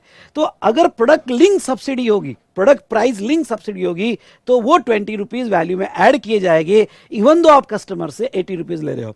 नाउ प्रॉब्लम सॉल्व करते वक्त ये ध्यान जरूर दीजिएगा कि आपकी सब्सिडी ऑलरेडी वैल्यू में इंक्लूडेड है, या बहुत सी बार ऐसे वर्ड आते हैं कि given price adjusted with subsidy. अब एडजस्टेड विद सब्सिडी मतलब उसमें से सब्सिडी निकाल दी है।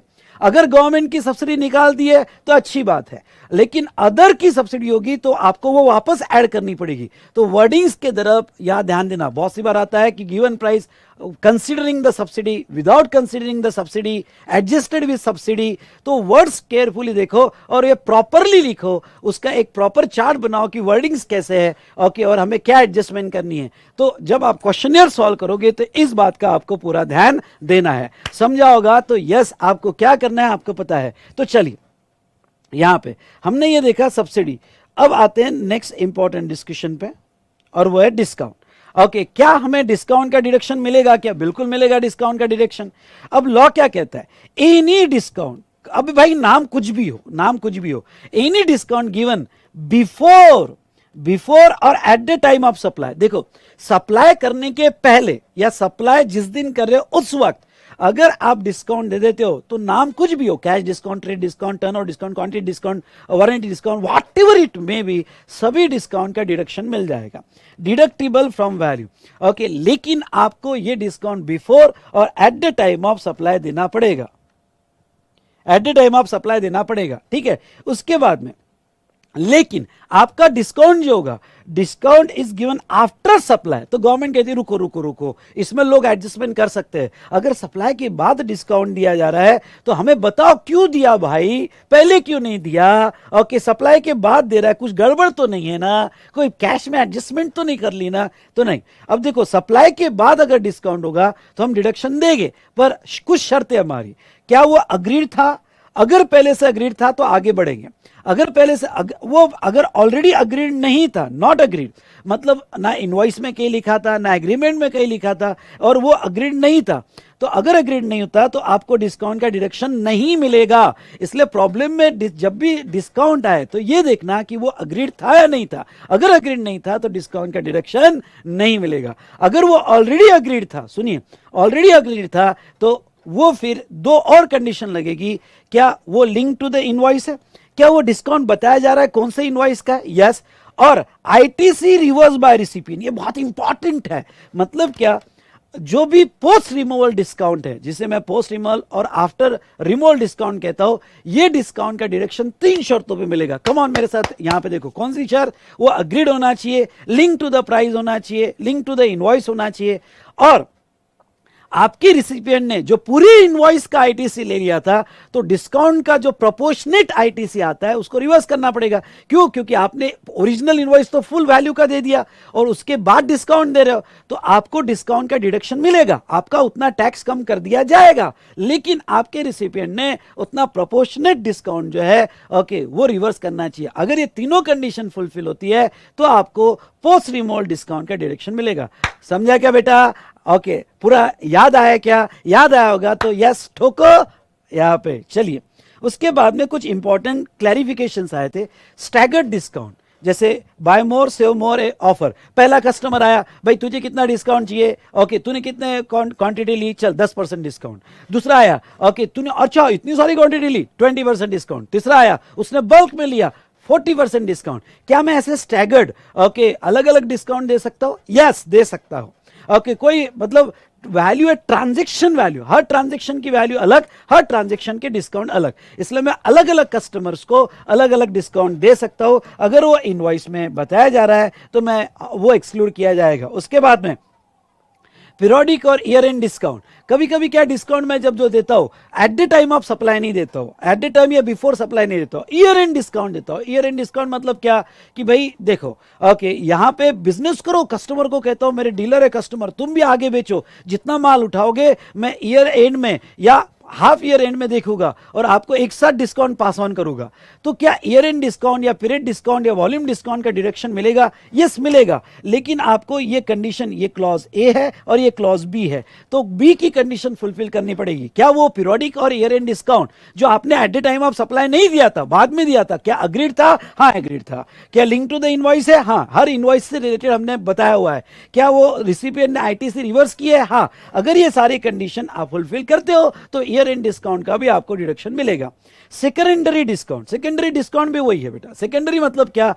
आपने eight the time of supply नहीं दिया, मतलब not known at the time of supply, okay, और आपने बाद में दिया, तो सेकेंडरी डिस्काउंट का डिडक्शन तभी मिलेगा अगर 15(3)(b की सारी कंडीशंस आप फुलफिल कर दोगे। मतलब वो एग्रीड होना चाहिए, वो लिंक टू द इनवॉइस होना चाहिए और आपके रिसिपिएंट ने आईटीसी रिवर्स कर देना चाहिए। ये सारी कंडीशन फुलफिल होती है तो आपको ये डिस्काउंट दिया जाएगा। तो इस तरह से हमने यहां पे सेक्शन 15(1), 15(2) और 15(3) कंप्लीट किया। अब आपको अपना काम करना है, मैंने अपना काम कर दिया है। आपको क्या करना है? ओके, क्वेश्चनर्स के न्यूमेरिकल क्वेश्चंस 10 क्वेश्चंस ऐसे उठाना है जो पूरा स्टार्ट से लेके एंड तक आपको सॉल्व करके देखना है, पर इजी वाले नहीं। ओके, यहां पे ओके इजी वाले नहीं, आपको जो है ओके पूरा पढ़ लेना है और उसमें जो टफ क्वेश्चन है वो उठाना है, और वैल्यूएशन पे क्वेश्चन आया तो मार्क्स छोड़ने नहीं हैं। चलिए दोस्तों, तो ये हमने देखा यहां पे 51, 52, 53। नीचे कुछ इंपॉर्टेंट सीबीआईसी क्लैरिफिकेशन है। अब ये क्लैरिफिकेशन में मैं कह दूं कि यहां पे ठीक है,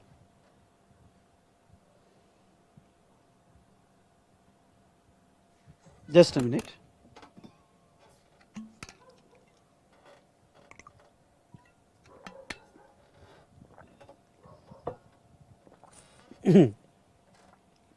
अब देखिए ये जो क्लैरिफिकेशन है मैं पढ़ा रहा हूं, पहला, दूसरा और तीसरा, इंटर लेवल पे इतने इंपॉर्टेंट नहीं है, आप समझ लो, पर मुझे नहीं लगता कि क्वेश्चन पूछेंगे। हाँ, आपके मटेरियल में है पहला और दूसरा, ओके, पर समझ लो, अगर आ गया तो यू आर रेडी, और मैं बैठा हूं ना समझाने के लिए। तीसरा वाला क्लैरिफिकेशन जो प्योर एजेंट पे है, तो इंटर लेवल के स्टूडेंट जो है इसको स्क्रैच कर दे। इंटर लेवल के स्टूडेंट इसको स्क्रैच कर दे, लेकिन अभी मैं आज के सेशन में पढ़ा लूंगा तो समझ लो, अदरवाइज आपको वो अप्लीकेबल नहीं होगा, इसलिए इंटर लेवल के स्टूडेंट इसको स्क्रैच कर दे। चलो स्टेप बाय स्टेप मैं एक एक क्लैरिफिकेशन आपको समझा देता हूं। पहला क्लैरिफिकेशन, ओके, यहां पे देखिए, whether moulds and dies own by original equipment manufacturer, OEM, इसको मैं कहूंगा OEM, ध्यान रहे ये बहुत इंपॉर्टेंट है, that are sent free of cost, FOC word use करूंगा, okay, to a component manufacturer मतलब CM is leviable to tax, and whether OEM, original equipment manufacturer, are required to reverse ITC in this case, पहला question. दूसरा, if there is a contract between OEM and original equipment manufacturer or component manufacturer for supply of components made by using the molds and dies belonging to the component manufacturer, but the same have been supplied by OEM to CM on FOB basis, what shall be the value of supply, okay, and ITC। चलिए इसको मैं थोड़ा अच्छे से आपको समझाना चाहूंगा, diagram से समझाना चाहूंगा। डायग्राम में ले लो यहां पे, और ये कि भाई टाटा मोटर्स है, टाटा मोटर्स ने ओके मोल्ड्स और डाई, साचा परचेस किया, मोल्ड्स और डाई परचेस किया, तो मोल्ड्स और डाई परचेस किया टाटा मोटर्स ने, जिसकी वैल्यू 1 लाख रुपए और GST उसके ऊपर 12,000 रुपए है। ओके, जैसे ही उन्होंने परचेस किया टाटा मोटर्स ने उसका ITC ले लिया। ओके, तो क्या टाटा मोटर्स ITC ले सकता है? तो आगे मैं बताऊंगा, CBIC क्लैरिफिकेशन कहता है हाँ ITC ले लिया। अब ये मोल्ड और डाइस किसको भेजे?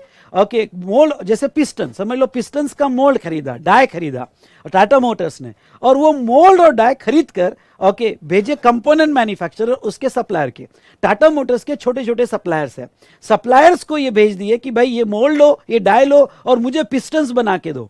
ओके, तो सप्लायर को फ्री ऑफ कॉस्ट भेजे, लो फ्री ऑफ कॉस्ट लो और मुझे पिस्टन्स बना के दो। तो पहला सवाल, क्या ये जो टाटा मोटर्स ने मोल्ड्स और डाई खरीदे थे और फ्री ऑफ कॉस्ट सप्लाई किए, किसको फ्री ऑफ सप्लाई किए? अपने सप्लायर को जो कंपोनेंट मैन्युफैक्चर करके दे रहा है, CM मतलब कंपोनेंट मैन्युफैक्चर करके दे रहा है, तो ये फ्री ट्रांसफर करना सप्लाई बोला जाएगा क्या? तो CBIC क्लैरिफिकेशन कहता है, आगे मैं बताऊंगा, CBIC क्लैरिफिकेशन कहता है कि नहीं, ये सप्लाई नहीं बोला जाएगा क्योंकि इसमें कंसिडरेशन ही नहीं है, टोटली फ्री दिया हुआ है, टोटली फ्री दिया है। तो अब देखो, हाँ मैं मानता हूं कि any supply without consideration, come on, any supply without consideration जो है ओके कुछ केसेस में सप्लाई बोला जाता है। पहला, permanent transfer of business asset on which ITC is taken, क्या इन्होंने परमानेंट दिया? नहीं, ये वापस आएगा मोल्ड्स और डाइस कंपोनेंट बना के, इसलिए क्लॉज 1 में नहीं आता है। रिलेटेड को या डीम्ड डिस्टिंक्ट पर्सन को दिया? नहीं। प्रिंसिपल एजेंट है? नहीं। तो ऐसे सिचुएशन में ओके CBIC क्लैरिफिकेशन कहता है कि ये सप्लाई नहीं बोला जाएगा क्योंकि ये विदाउट कंसिडरेशन है। चलो ये क्लियर हो गया। चलो भाई, ये सप्लायर के पास मोल्ड और डाई आ गया, मोल्ड और डाई होने के बाद उस मोल्ड को यूज करके पिस्टन बनाया गया, कंपोनेंट बनाया गया। अब भाई ये सप्लायर कंपोनेंट बेच रहा है, इसका फाइनल प्रोडक्ट क्या है? कंपोनेंट, पिस्टन, उसका वैल्यूएशन चल रहा है। इसने वैल्यू 2 लाख का पिस्टन बना के दिया कार का। वेदर वैल्यू ऑफ मोल्ड्स और dies included in the value of engine, okay, हाँ ये बहुत सवाल, ये बहुत इंपॉर्टेंट है। अब देखो इसके एंगल से देखना, अब ये जो अपना कंपोनेंट बना रहा है, जिसका इनवॉइस बना रहा है, जिसकी वैल्यू 2 लाख रुपए है, अब लॉ क्या कहता है कि जब ये वैल्यूएशन करेगा तो 15(1) में ट्रांजैक्शन वैल्यू ली जाएगी। इसके एंगल से देखना तो ट्रांजैक्शन वैल्यू 2 लाख रुपए ली जाएगी, प्लस 15(2) में, सॉरी 15(2) क्लॉज A, B और C में ऐड हो गया, तो 15(2) में टैक्सेस ठीक है नहीं है, 15(2)B, हाँ अब 15(2)B जो है कहता है कि कोई ऐसा खर्चा जो सप्लायर ने करना चाहिए था but incurred by recipient, okay, जो सप्लायर ने करना चाहिए था इनकर्ड बाय रिसिपिएंट। तो अब देखो यहां पे क्या हो गया, यहां पे डिपार्टमेंट का ये कहना था कि भाई कंपोनेंट बनाने के लिए मोल्ड जरूरी लगता है, तो मोल्ड सप्लायर ने लाना चाहिए था, मोल्ड सप्लायर ने लाना चाहिए था, पर incurred by recipient Tata Motors, इसलिए ये मोल्ड की वैल्यू इसमें ऐड होगी। तो ऐसे केस में CBIC क्लैरिफिकेशन ने कहा नहीं, ओके, ये इंडस्ट्री के फेवर में दिया कि अगर ओरिजिनली टाटा मोटर्स ने मोल्ड लाए होगे और फ्री सप्लाई किए होगे कंपोनेंट बनाने के लिए, तो वो जो है सेक्शन 15(2)B में ऐड नहीं होगा, वो ओके सप्लायर की लायबिलिटी नहीं मानी जाएगी, क्योंकि नॉर्मल बिजनेस ट्रांजैक्शन में ऐसा होता है कि भाई तुम मोल्ड दे दो मैं बना के देता हूं, आप उसका मेरे को स्ट्रक्चर दे दो मैं बना के देता हूं, तो ऐसे केस में वो लायबिलिटी सप्लायर की नहीं मानी जाएगी। और कम ऑन, कंक्लूजन क्या आया? कंक्लूजन आया कि ये मोल्ड की वैल्यू उसमें ऐड नहीं होगी सेक्शन 15(2)(b) में, और ओके टाटा मोटर्स उसका आईटीसी कंटिन्यू करेगा। तो इसमें तीन बातें थी। पहला, क्या जो फ्री दिया क्या वो सप्लाई माना जाएगा? नहीं। ओके दूसरा, क्या कंपोनेंट जब बना के टाटा मोटर्स को दिया जाएगा तो क्या उस वैल्यू में मोल्ड की वैल्यू ऐड होगी क्या? नहीं, क्योंकि लायबिलिटी सप्लायर की नहीं थी। तीसरा, क्या ये मोल्ड का जो जीएसटी लग गया इसका आईटीसी कौन लेगा? तो इसका आईटीसी टाटा मोटर्स लेगा। समझा होगा तो ठीक, नहीं तो जितना पढ़ा है उतना समझ लो, बस दैट्स ऑल। इससे ज्यादा मैं रिवीजन में नहीं ले सकता हूं। तो देखो वो क्या कहते हैं, नॉट अ सप्लाई नहीं बोला जाएगा। Okay, as no consideration is involve, ITC no requirement of reversal of ITC, मतलब टाटा मोटर्स ने जो आईटीसी ले लिया वो कंटिन्यू रहेगा, उसका आईटीसी रिवर्स करने की जरूरत नहीं है। और value does not included in value of supply as cost of moulds और die is not incurred by CM if moulds and die send to free of cost. Value for CM, यानी जो component manufacturer है उसके लिए value क्या होगी? तो उसके में मोल्ड और डाइस की वैल्यू ऐड नहीं होगी। लेकिन एक दूसरा सवाल है, दूसरा थोड़ा इसको मोल्ड करके पूछा गया सवाल। और सवाल क्या पूछा गया?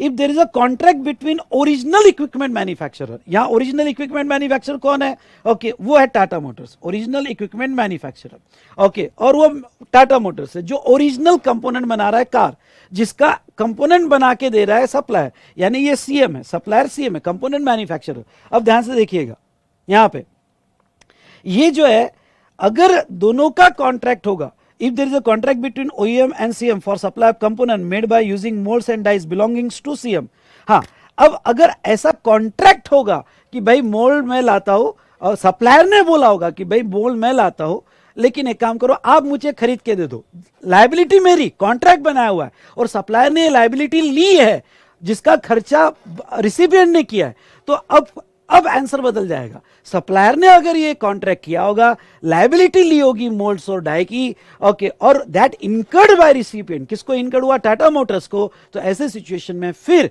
जब ये 2 लाख का वैल्यू कंपोनेंट का होगा तो उसमें ऐड किया जाएगा। अगर समझा होगा तो ठोको लाइक, समझा होगा तो ठोको लाइक। पहले ही कह देता हूं, ओके ये फाइनल लेवल पे इंपॉर्टेंट है क्लैरिफिकेशन, पर इंटर लेवल पे आपको समझा होगा तो ठीक, ओके, और नहीं तो ओके। और मैं फिर से ये कह रहा हूं, ठीक है, फिर से ये कह रहा हूं कि बस यहां तक ही टॉपिक कॉमन रहेंगे, इसके बाद स्प्लिट हो जाएंगे, चलो। तो ये हमने देखा, उसके बाद में सेकंड क्लैरिफिकेशन, आ जाओ। समझा क्या? यस बोलो, समझा क्या? यस बोलो। यस तो टाइप करो नालायक हो। चलिए next, whether GST is payable on applicable additional or penal interest on overdue loan, delay payment, whether it would be exempt from GST or would be treated as consideration for liquidated damages. या second question में पूछा, whether levy of additional or penal interest could be regarded as consideration received for agreeing to an obligation or refrain from an act or tolerate an act. Sir कुछ नहीं समझा, बताता हूं ना मैं, आप क्यों डर रहे हो? ओके देखिए, थोड़ा ये एग्जाम्पल से मैं समझाना चाहूंगा। एग्जाम्पल है कि एक मोबाइल शॉप वाला है, और ये मोबाइल शॉप वाला जो है मोबाइल बेच रहा है, एक कस्टमर को बेच रहा है, mobile sold under the instalment facility, और वो इंस्टॉलमेंट फैसिलिटी में दे रहा है। आई रिपीट, वो इंस्टॉलमेंट फैसिलिटी में दे रहा है कि भाई यहां पे मैं मोबाइल सेल कर रहा हूं, इंस्टॉलमेंट फैसिलिटी है, जिसमें उसकी बेसिक प्राइस 40,000 है, और वो इंस्टॉलमेंट में दे रहा है, इसलिए अपना इंटरेस्ट भी लगा रहा है उसके ऊपर। देखो, एक होता है नॉर्मल इंटरेस्ट और एक होता है पिनल इंटरेस्ट। आई रिपीट, एक होता है नॉर्मल इंटरेस्ट और एक होता है पिनल इंटरेस्ट। हम जो बात कर रहे हैं वो पिनल इंटरेस्ट की बात कर रहे हैं। ओके, पिनल इंटरेस्ट की बात कर रहे हैं। देखो, तो अब क्या होगा, उसने इंस्टॉलमेंट फैसिलिटी दिया, इसलिए मोबाइल की जो बेसिक प्राइस होगी 40,000, उस पर इंटरेस्ट लगा 4,000, तो इंस्टॉलमेंट फैसिलिटी, तो टोटल 44,000 में उसको सेल किया, फिर वो इंस्टॉलमेंट में दे रहा है। क्या ये बेसिक इंटरेस्ट ऐड होगा? बिल्कुल ऐड होगा, सेक्शन 15(2)(b) के हिसाब से। कम ऑन, सेक्शन 15(2)(b) के हिसाब से।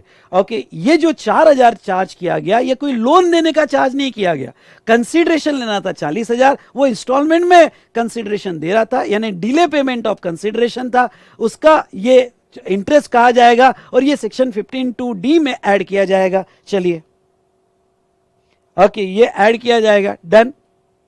उसके बाद में यहां पे अब आता है पिनल इंटरेस्ट। अब देखो कभी कभी क्या होता है कि उसने जो इंस्टॉलमेंट देनी चाहिए थी, कम ऑन, उसने जो इंस्टॉलमेंट देनी चाहिए थी उसको लेट कर दिया, अच्छा इंस्टॉलमेंट में भी लेट कर दिया, तो ऐसे केस में उसके ऊपर पेनल्टी, पिनल इंटरेस्ट लगाया गया। ओके, लेट फी या पेनल इंटरेस्ट लगाया गया, तो क्या ये पेनल इंटरेस्ट भी ऐड होगा? तो क्लैरिफिकेशन आया कि यस, ये पिनल इंटरेस्ट भी इस आपके सप्लाई का ही पार्ट माना जाएगा, वो डिले पेमेंट ऑफ कंसिडरेशन ही माना जाएगा, और ओके ये पिनल इंटरेस्ट भी ऐड होगा। इन सिंपल वर्ड, एक लाइन में कहूं तो अगर सप्लायर खुद इंस्टॉलमेंट फैसिलिटी देता है, खुद ही इंस्टॉलमेंट फैसिलिटी देता है, तो उसका बेसिक इंटरेस्ट भी सेक्शन 15(2)(d) में ऐड होगा और उसका पिनल इंटरेस्ट भी सेक्शन 15(2)(d) में ऐड होगा। लेकिन दूसरा एग्जांपल ये है कि भाई मोबाइल शॉप वाला मोबाइल बेच रहा है 40,000 में कस्टमर को, और कस्टमर को इंस्टॉलमेंट चाहिए, तो मोबाइल शॉप वाला कह रहा है कि मैं कुछ नहीं कर सकता भाई, मैं नहीं दे सकता इंस्टॉलमेंट फैसिलिटी। ओके, तू क्या कर, बजाज फाइनेंस का शॉप, वहां पे काउंटर है, हाँ तुझे बजाज फाइनेंस का फाइनेंस मिल जाएगा। तो ये बजाज फाइनेंस एक थर्ड कंपनी है जिसका फाइनेंस मिल रहा है। अब ये कस्टमर क्या कर रहा है, कस्टमर इसके साथ 40,000 का कॉन्ट्रैक्ट कर रहा है और बजाज फाइनेंस से अलग लोन ले रहा है। अब देखो दोनों में फर्क क्या है, दोनों में ये है कि यहां सप्लायर खुद ही इंस्टॉलमेंट दे रहा था, तो ये इंस्टॉलमेंट देना ये सप्लाई का पार्ट है, उसका इंटरेस्ट लगाना सप्लाई का पार्ट है, और उसका पिनल इंटरेस्ट भी आपके सप्लाई का पार्ट माना जाएगा। ओके, लेकिन अगर ये कस्टमर ओके सप्लायर से 40,000 में ले रहा है और बजाज फाइनेंस से सेपरेट एग्रीमेंट कर रहा है, कमान बजाज फाइनेंस से सेपरेट एग्रीमेंट कर रहा है, तो ऐसे सिचुएशन में अब देखो लोन किसने दिया, इंस्टॉलमेंट किसने दी, फाइनेंस कंपनी ने दी, थर्ड पर्सन ने दी, तो उसको लोन दिया 40,000 का, बेसिक इंटरेस्ट लगाया जा रहा है 4,000। अब बजाज फाइनेंस जो बेसिक इंटरेस्ट लगा रहा है 4,000, ओके ये किसका लगा रहा है, ये सप्लाई का लगा रहा है या लोन का लगा रहा है, ये लोन का लगा रहा है, तो ये 4,000 एग्जम्प्ट रहेगा। दोनों में फर्क है। ये जो 4,000 लगाए जा रहे हैं ये as a part of supply delay payment of consideration माना जाएगा और ये वैल्यू में ऐड होगा। लेकिन ये जो इंटरेस्ट लगाया जा रहा है वो एक फाइनेंस कंपनी है, वो लोन दे रही है, उन्होंने कोई मोबाइल नहीं दिया, उन्हें वो लोन दे रही है और लोन का इंटरेस्ट है, तो वो इंटरेस्ट जो है एग्जम्प्ट रहेगा।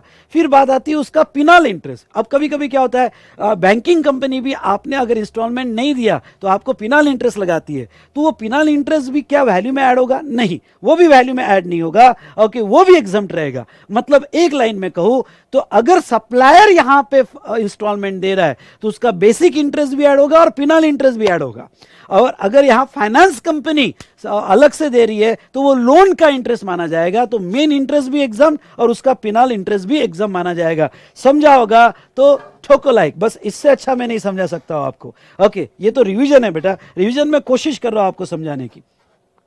2 लाइन में अगर आपको ये पढ़ा दूं तो 2 लाइन में पढ़ा दूं तो देखो, okay seller given instalment himself, seller ने खुद ही इंस्टॉलमेंट दे दिया तो एडिशनल और पिनल इंटरेस्ट वो वैल्यू का पार्टी बोला जाएगा। लेकिन अगर थर्ड पार्टी फाइनेंस कंपनी ने यहां पे लोन दिया तो वो केस में सच पिनल इंटरेस्ट एग्जम्पशन रहेगा, सब पिनल इंटरेस्ट एग्जम्पशन रहेगा। चलिए ये आपको समझ में आया। फिर एक सवाल है कि ये इंटरेस्ट लगाना क्या ये टॉलरेंस चार्जेस माने जाएंगे? नहीं, आपको याद होगा तो सेकंड शेड्यूल में tolerance not refraining from act ये सर्विस कही जाती है, तो ये ओके ये क्लैरिफिकेशन आया कि ये penal interest okay not a consideration received for tolerance और रिफ्रेन फ्रॉम एक्ट, यानी ये टॉलरेंस चार्जेस भी नहीं माने जाएंगे और वो वैल्यू में ऐड नहीं होगा। तो बेटा जहां तक देखा जाए तो ये दोनों क्लैरिफिकेशन अच्छे क्लैरिफिकेशन है। नाउ अब third clarification, okay third clarification देखो क्या है, वो है airport levies. Okay, airport levy के बारे में थोड़ा मैं समझा देता हूं। यहां पे ये थर्ड क्लैरिफिकेशन जो है इंटर लेवल के लिए बिल्कुल इंपॉर्टेंट नहीं है, वो आप कैंसिल कर सकते हो, सिर्फ फाइनल लेवल पे इंपॉर्टेंट है, ठीक है। हाँ, अब देखो एयरपोर्ट ऑपरेटर और लाइसेंसी। एयरपोर्ट ऑपरेटर मतलब यहां पे जिसका एयरपोर्ट अथॉरिटी ऑफ इंडिया है, ओके तो एयरपोर्ट ऑपरेटर है, मुंबई का एयरपोर्ट है, मतलब जो एयरपोर्ट चला रहा है, एयरलाइन कंपनी जहां बहुत सारी एयरलाइंस कंपनी की फ्लाइट्स लैंड होती है, इंडिगो है, स्पाइस जेट है वगैरह एक्सेट्रा। ओके, अब देखो क्या होता है, एयरपोर्ट ऑपरेटर जो है यहाँ पे या सहारा वगैरह होगा, जो भी एयरपोर्ट होगा, या अदानी के एयरपोर्ट हो गए, एयरपोर्ट ऑपरेटर है, एयरलाइन कंपनीज है, तो जो भी पैसेंजर्स आते हैं पैसेंजर्स से वो कुछ फीस लेते हैं। ओके यहाँ पे, और फीस होती है ओके पैसे यहाँ पे पीएसआई या यूडीएफ, क्योंकि अब पीएसआई और यूडीएफ यानी क्या, पीएसआई और यूडीएफ यानी ओके यहाँ पे पैसेंजर सर्विस फीस और यूजर डेवलपमेंट फीस। भाई एयरपोर्ट पे पैसेंजर आते हैं तो वो भी तो जगह यूज कर रहे हैं ना एयरपोर्ट की, तो एयरपोर्ट अथॉरिटी, एयरपोर्ट ऑपरेटर या लाइसेंसी जो है वो हर पैसेंजर से पैसा लेता है, पर अब उनको डायरेक्ट लेना पॉसिबल नहीं है क्योंकि वो डायरेक्ट पैसेंजर से कनेक्टेड नहीं है। तो कौन कनेक्टेड है पैसेंजर से? एयरलाइन कंपनी, क्योंकि टिकट कहाँ बुक हो रही है? Airline company. तो ये एयरपोर्ट ऑपरेटर एयरलाइन कंपनी को कहते हैं कि देखो ओके हमारे जो दो चार्जेस है ओके पीएसएफ या यूडीएफ पैसेंजर ओके या यहाँ पे यूडीएफ चार्जेस, ये डेवलपमेंट चार्जेस आप पैसेंजर से ले लो हमारे बिहाफ पे और हमें दे दो। तो अब क्या करते हैं एयरलाइन कंपनी जब टिकट बुक करती है तो वैल्यू ऑफ टिकट 5,000 है और पैसेंजर के पीएसएफ या यूडीएफ 200 रुपए एक्स्ट्रा लेती है। लेकिन अब वो ये पीएसएफ और यूडीएफ अपने लिए ले रही है क्या? नहीं, अपने लिए नहीं ले रही है, ओके किसी के बिहाफ पे ले रही है। तो ऐसे केस में जब आप टिकट की वैल्यू कंसीडर करोगे, सुनना, जब आप टिकट की वैल्यू कंसीडर करोगे तो क्या ये 200 वैल्यू में टिकट की वैल्यू में ऐड होगा क्या? अरे लॉ तो ये कहता है कोई भी इंसिडेंटल एक्सपेंसेस एक्स्ट्रा चार्ज किया तो वो वैल्यू में ऐड होना चाहिए। नहीं, ओके एक कंसेप्ट है रूल 34 का pure agent, okay rule final level को एप्लीकेबल है। तो यहां रूल 34 का प्योर एजेंट, तो यहां पे क्लैरिफिकेशन ये कहता है कि ये पीएसएफ और यूडीएफ चार्जेस ये एयरलाइन कंपनी के वैल्यू में ऐड नहीं होंगे। ओके ये जो पीएसएफ और यूडीएफ चार्जेस है ये as a pure agent deductible होंगे, यानी एयरलाइन कंपनी जो जीएसटी पे करेगी वो 5,000 पे करेगी, 5,200 पे नहीं करेगी। ओके उसके बाद में इस पे जीएसटी कौन देगा? तो एयरपोर्ट ऑपरेटर जीएसटी देगा, ओके और वो जीएसटी गवर्नमेंट को पे करेगा।